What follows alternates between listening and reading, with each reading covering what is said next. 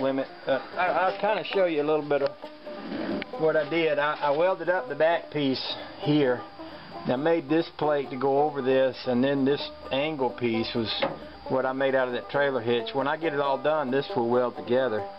I had a piece of stainless steel left over that I cut out of the trunk of the rat rod, and this old brace up under here was basically just kind of glorified sheet metal. I mean, basically it looks like they just took some, it looks like they just take a little sheet metal and kind of roll it up into a tube.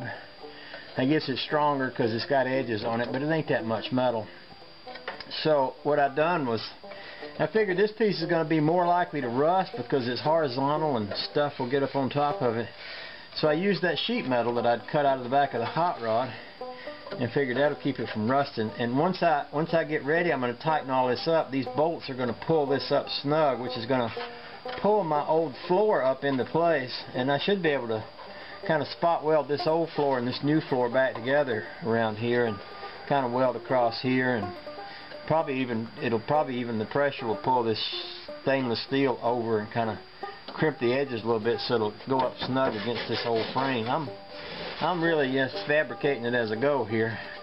The back part goes up underneath on the biscuit mount here, and then my corner piece there. And when I get through, everything will be kind of welded together. Nothing is bolted tight because I'm going to take it all back apart. Before I put it together, I'm going to oil coat the frame and all the pieces. And I've got to take my roll bar out because right now it's kind of sitting in place. But I got to get it out so I can fix this big rust hole back here where the roll bar sits. That's all got to be fixed, and I've got to weld. There's a spot down in there where you can see some daylight, and I got to weld that up. I figure that might be a little easier once I get that roll bar out.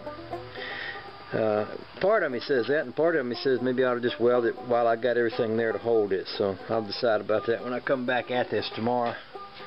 So progress is being made. It ain't very pretty yet, but it will be. I still got to weld up my floor braces here. These pieces that I cut and put the floor up under, and I cut this bolt off and it's inside there and rattling around. So what I'll probably do is go ahead and cut the rest of this metal out so I can get that out of there, because that'd make a real good rattle if you're going down the road and every time you hit a bump, you say, "Where's that rattle at?"